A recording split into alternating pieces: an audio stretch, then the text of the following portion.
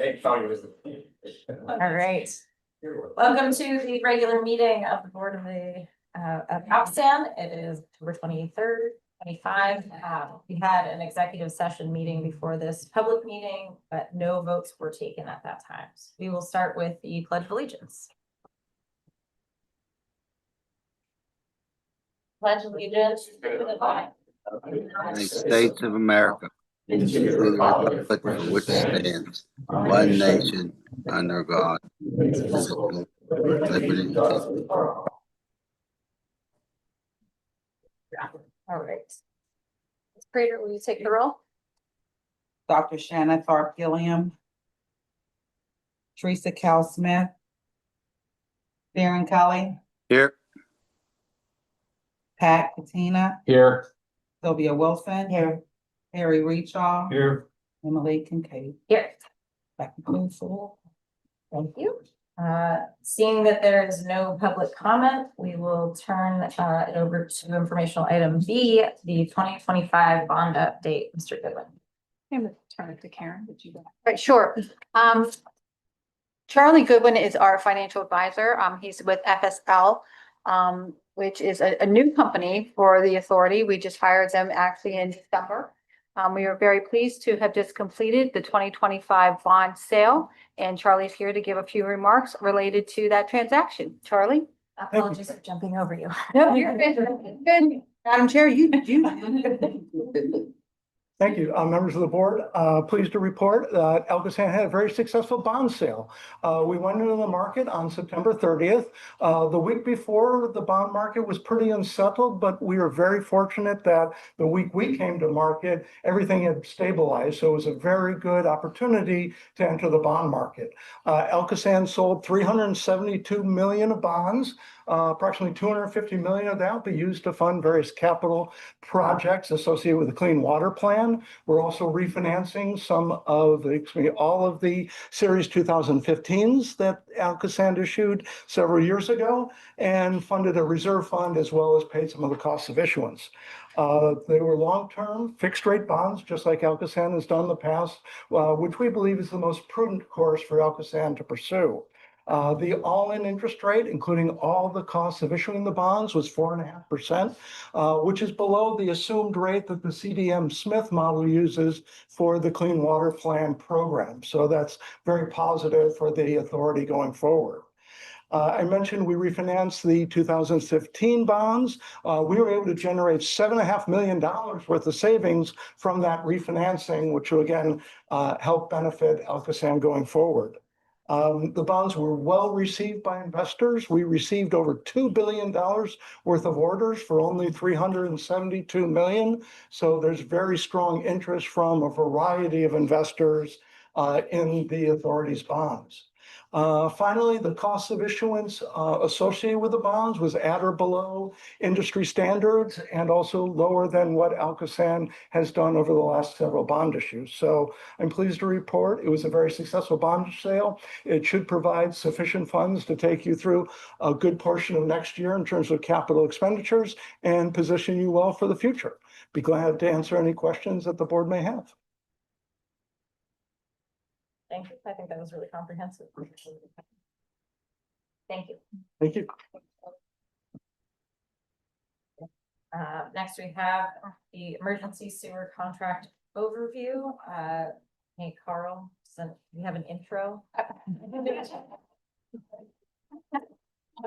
Nate Carls, the manager of Interceptor Systems. He's going to provide an overview of the emergency sewer contract, of what we've done, what we have experience with, and what we're doing with it. Thank you, Michelle. Madam Chair, members of the board. Good afternoon, everyone. I'm Nate Carl, manager of Interceptor Systems and Regional Conveyance. Today, I'll be providing an overview of the upcoming 2026 emergency sewer contract, what it is, why it's needed, and how it supports our ability to protect both the system and public health. Just a quick review. Regional Conveyance currently includes approximately 50 people in our Interceptor group. We have a variety of specialized equipment, including boats, barges, CCTV equipment, combination cleaning trucks, and bypass pumps. Our crews perform inspection, maintenance, and repair work throughout the system and often work hand in hand with our mobile equipment crew. While our in-house team can handle many situations, many urgent or major sewer failures sometimes occur. Those situations sometimes require heavy construction equipment, various materials and specialized methods to make repairs. Sometimes this is outside of our ability within our group to perform, and that's why we have the emergency sewer contract.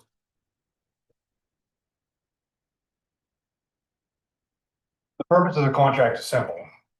It's basically an on-call contractor available 24/7 to help perform emergency repairs throughout the conveyance system. It establishes expectations that this contractor will be available to mobilize within 24 hours. It also ensures that the contractor meets all bonding, insurance, and safety requirements beforehand. This proactive measure eliminates delays during critical events when time and coordination are most important. There are three key drivers for this contract. One is aging infrastructure, two, system growth, and three, response time criticality. Much ALCOSAN's original system was built over 60 years ago. Failures can happen unexpectedly. The system growth with the 68 plus miles of new regionalized lines in the area just give us opportunities for additional failures that we may not be expecting.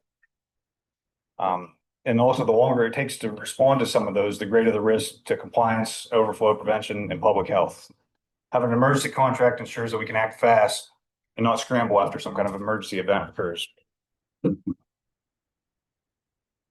Without the standing contract, we're left to rely on low bid emergency procurement. This could delay and often result in higher costs for the same work to occur. We may also face challenges with material or equipment or other specialized crews that may be needed if we did not have this contract set up. It creates unnecessary risk if we don't have it, not just operationally, but to public health, compliance, and cost control. It also limits our access to the right material, the right equipment, and specialized skill sets when needed. Some of the benefits to having this emergency contract is 24-hour emergency mobilization, cost predictability, proper bonding insurance, and the detailed documentation of the work that occurs to repair the emergency. This approach streamlines both response and administrative processes at a time when every hour matters. It's really a preparedness tool, one that keeps us efficient, compliant, and ready. One past example that highlights how this kind of works, our crews were out performing preventative maintenance out near Turtle Creek. During the routine preventative maintenance, it was noticed that there was a hole in the sewer line. As we were jetting the line, we were noticing some issues. We went out and investigated, got in touch with our emergency contractor.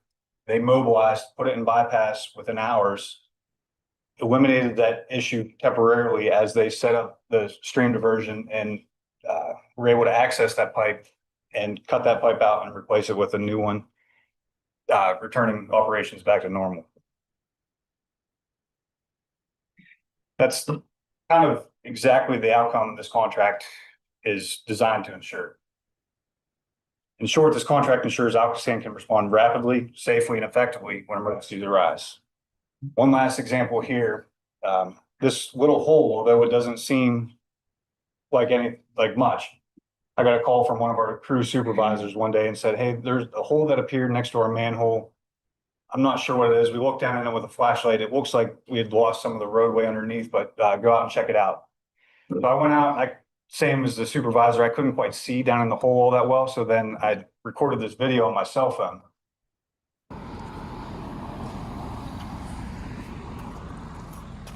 And although it's kind of short and not that great, you can see this giant void that was appearing underneath the roadway. I think it was on 33rd Street down near the Strip District.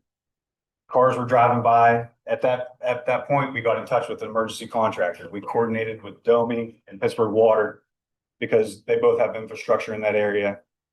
Our emergency contractor got out there, determined that our manhole had a small hole in it, allowing the roadway to flow into our manhole and then into the line, causing debris in our line and also causing what could have been a sinkhole. They responded within 24 hours, fixed our manhole, repaired the road, and this was the end result. Again, this contract is about preparedness, protecting compliance and public health, and the integrity of our expanding conveyance system, being proactive, not reactive, and ensuring we're protecting both the system and the public that we serve. Thank you for your time. If you have any questions. Any questions from the board? Thank you. All right, next up, Junior Achievement BizTown. As you know, you may know or not know that we have BizTown Junior Achievement, and today Erica, the director of Scholastic Outreach and Education, is going to fill in those details, more details about BizTown. Right, thank you. Good evening, Madam Chair, board members, fellow directors, guests present and online. I am Erica Lamar Motley, Director of Scholastic Outreach and Educational Services here at the Authority, and I am happy to present to you a recap of our involvement with Junior Achievement, also known as JA. Our storefront opened in 2020, and in December of 2023, we did a major facelift, adding key elements that highlight the work that we do as embodied in our vision, our mission, alongside our core values of the organization. If you step inside our storefront, you'll see images of actual chemists on the walls, along with my favorite aerial overview of the plant. We also installed monitors to allow for up-to-date information to be projected, as our Scholastic Outreach programming will come up from time to time-lapse videos of construction and other organizational initiatives that may occur throughout the year. For those of you not familiar with BizTown, they have several key components. They service students at BizTown in grades 4 through 6 for a real-world application of skills that include career readiness, resume writing, civic responsibility, business management, and much, much more. They're located in Bridgeville, which is in the South Fayette School District. And additional components of JA include a virtual career fair that allows students, including those enrolled in the trades program, to gather information related to various career opportunities at ALCOSAN. Empower Her Summit that I will mention a little bit more about later. In 2023, we added the Puckway Station to our JA BizTown Central Park, which is just a parklet area in this town, to further enhance the community responsibility to dispose of pet waste properly and reduce its runoff into our storm drains. It includes a Puckway Station, puppy emojis, and a giant stuffed dog, in which during the downtime, students must clean up the simulated waste that is left by the dog. JA Finance Park was in its pilot program last year and is now available for high school students, which are those who are in grades 9 through 12, to have a different type of interaction with the storefront that closely aligns with the financial literacy component. In Scholastic Outreach, one of our strategic goals is to have effective partnerships with stakeholders, districts, organizations, libraries that will engage and enhance students' understanding of wastewater treatment, sustainability by providing innovative STEM activities that identifies forward-focused learning. And our work with Junior Achievement does just that. Students enjoy time spent in our storefront, as evident in the photos here below. They're even dressing the part to get the work done. As we build the future of ALCOSAN, these students get to step into the roles of our future CEO, CFO, chemists, and field technicians. Not sure if kids can truly understand what it's like to be an adult, but they surveyed them at JA and they said 86% now have a better idea of what it's like to be their parents or their guardians. At this time, I'd like to highlight just a few stats. January 2020, I mentioned we opened our storefront, unsure of how many students would have the opportunity to visit. Rightfully so.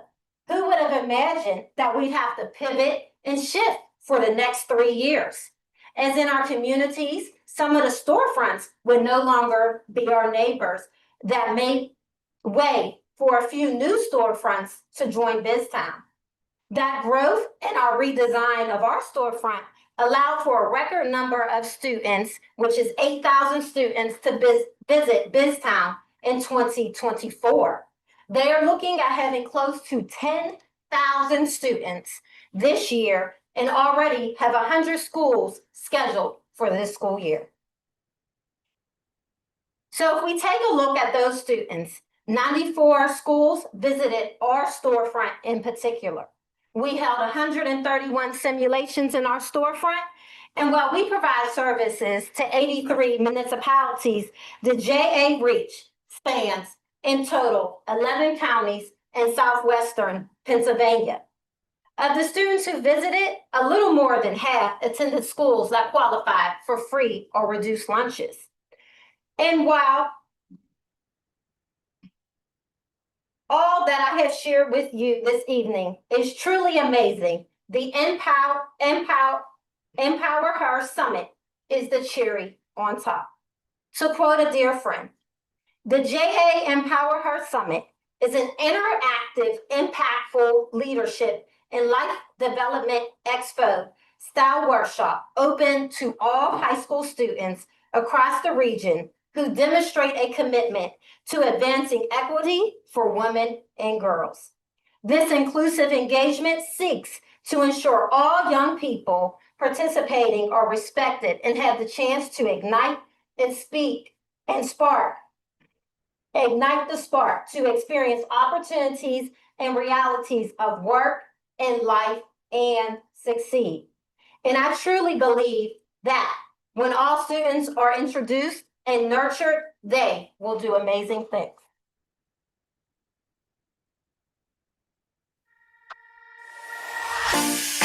Who's here because they want to meet someone who's going to help project them to their future career? I want you to hold on to those reasons. On behalf of our whole organization, welcome to the Junior Achievement Power Her Summit.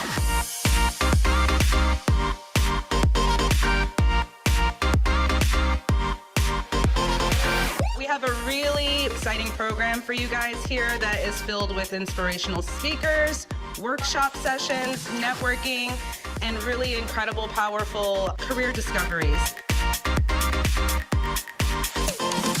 It was really just a great experience to be able to come because I've been really looking into my career and what I want to do when I'm older, and I just wanted to be able to talk to all these inspiring female leaders. So I think your passion, if you hone into it, it'll steer your direction in life. Don't let nobody make you doubt yourself or feel like you're not worthy of anything that comes your way. You deserve everything that you have coming for you.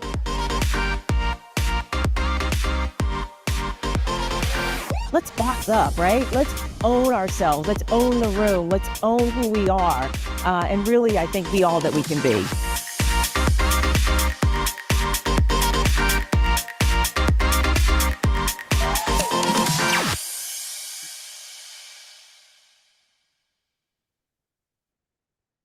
Like closeout, I respectfully ask for your consideration and support later in the agenda to continue sponsorship for JA programming, providing career readiness that will ultimately cultivate a forward-thinking workforce. Thank you for the opportunity to speak today. Do you have any questions or comments? It's great. Thank you. Great program. My daughters went to it, both of them. Thank you, Darren.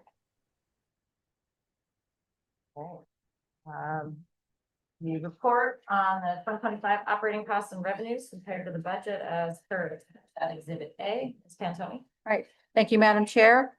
As of the end of September, we are 75% of the year concluded. And at that time, we had collected almost 82% of our budgeted revenue and expended a little less than 69% of our budgeted expenditures. So we continue to operate in a sound fiscal manner. Questions? This is great. Thank you. Welcome. All right. 2025 capital budget status report as per attached Exhibit B. Ms. Kennedy. Thank you. So we have crossed the $100 million mark. As you can see, kind of distributed by programs, the plan expansion continues to be the biggest spend, but that will soon be changed next year, probably for the tunneling that we're going to get started on. So this is where we're at as of this month. And if anybody had any questions about any particular line item, I'd be happy to take them. Any questions? Thank you. We will turn now to the action items. First, the approval of the minutes for the regular board meeting held on September 25th, 2025. So moved. Second. All in favor? Aye. Item B, consider authorizing payment of invoices in excess of $23,800 processed during the period of September 16th, 2025 to October 14th, 2025, and review the summary report of expenses in excess of $12,900 at Exhibit C. Ms. Wise? There were no changes, so what you received is passes. I move for approval. Second. All in favor? Aye. All right. The motion to award the following contracts. Mr. Director, we need to do these separately? Yes. Okay. Contract number 1829, emergency sewer contract 2026 to Felino Construction at the price of $855,555.55. It's at Exhibit D. Ms. Bias? Yes, so as you see, Exhibit D has two bidders. There were four bidders that purchased the contracts. There was a large difference between the two bids, but the lowest bidder was about 19% lower than the in-house engineer's estimate. We do have experience with Felino, and they do have performed good work for the authority. Selected contract. I always appreciate being lower than expectations. Any questions? So moved. Second. All in favor? Aye. Aye. Contract number 1834, elevator maintenance service to Otis Elevator Company at the price of $7,885.00. Bids at Exhibit E. So we had five vendors request bid packages, and two vendors responded. And Otis Elevator Company was the lowest bidder, and they are a current maintenance provider for the elevators. Motion. Second. All in favor? Aye.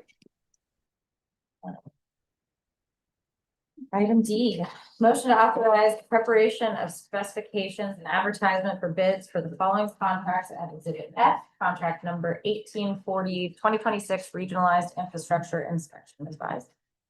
This contract is for the inspection and assessment of the condition of the regionalized trunk sewers and associated facilities that have transferred to ALCOSAN from our municipalities. This will be for under the regionalization program. We currently have 68 miles of trunk sewer transferred. Any questions? Motion to approve. Second. All in favor? Aye. All right. Item E, motion to award the regionalization program management contract to GAI and authorize the executive director to negotiate a fee. Guys. Okay, items E, F, and G were presented at the October 9th Professional Service Committee meeting, and all of these were recommended for the full board approval. We'll have to do those separately. Yes. And I'm going to hand it over to Mike for item E for the regionalization program management. Thank you, Michelle, Madam Chair. The regionalization program, as you know, is one of the four pillars of our clean water plan. As Michelle indicated, we are now up to 68 miles and going for a pump station. So we are transitioning from actual transfer of these facilities to actual operating of these facilities.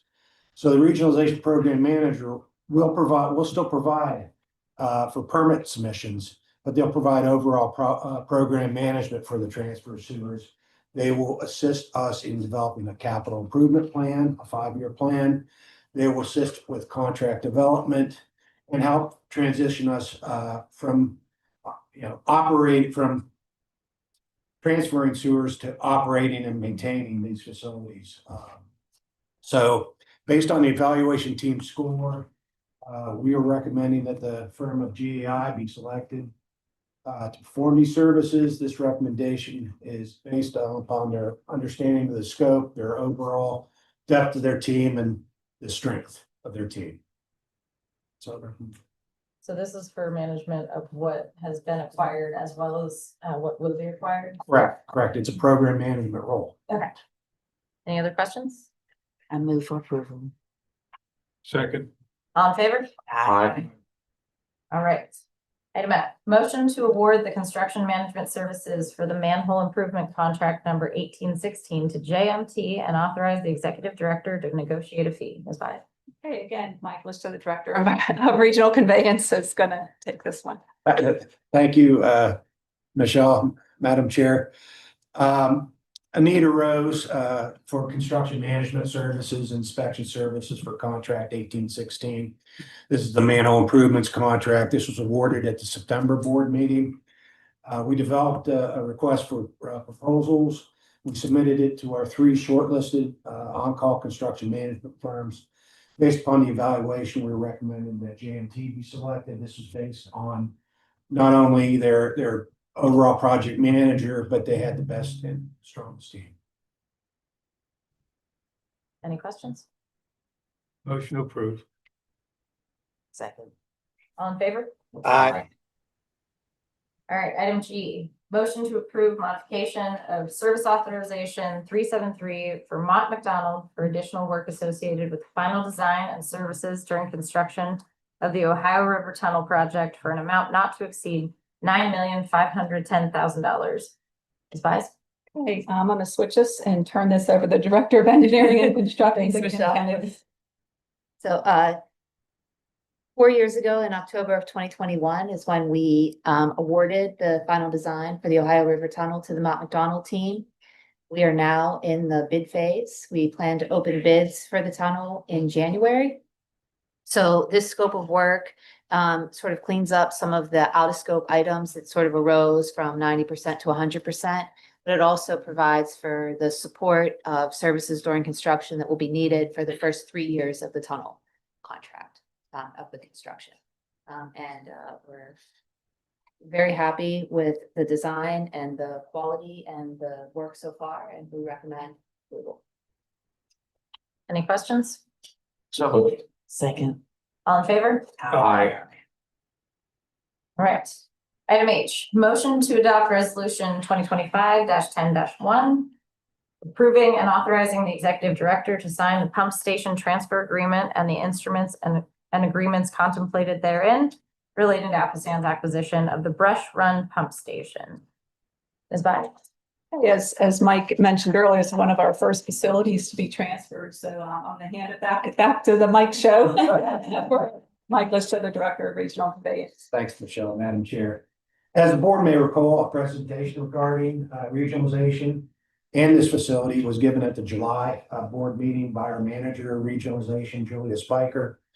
After many meetings with elected officials in Upper St. Clair and the manager and the engineers, we're pleased to bring you the first pump station eligible for transfer. This pump station is located off of Route 19 in Upper St. Clair. It flows to our Chartiers Creek interceptor. This is a fairly large pump station, has 3 258 horsepower pumps, which makes it comparable to our Sandy Creek pump station. This is the first of 8 facilities that are eligible for transfer under the regionalization program. Upper St. Clair has made upgrades to their pumps and generators recently. And we're fully satisfied that we're at a point where we can recommend transfer to the board. We're hoping tonight they give us approval to move forward with this. You're like the first pump station we should have like. Any questions? Motion to approve. Second. All in favor? Aye. Item I. Motion to authorize the executive director to execute the sponsorship agreements with Junior Achievement of Western Pennsylvania for BizTown to continue ALCOSAN's involvement in the regional workforce development and work readiness training for an additional 5 years. Bye. Hey, as we saw, Erica Lamar Motley gave an excellent presentation, and we have a great relationship with JA BizTown. Motion. All in favor? Aye. All right, happy to do it. Great. Item J, motion to authorize the execution of a no-fee submerged land license agreement with the Commonwealth of Pennsylvania Department of Environmental Protection for replacement of the existing tide flex with a circular flap gate. Yeah, so that's a lot of technical language. This project required a permit, and it took in 0.1 acres of submerged land that's owned by the Commonwealth that requires us to get a license to do the work. So it's a requirement of the state. State causing problems. Any questions? So moved. Second. All in favor? Aye. Is there any business? No new business. All right. No new business, then our next meeting will be held on November 20th, 2025, and this meeting is adjourned.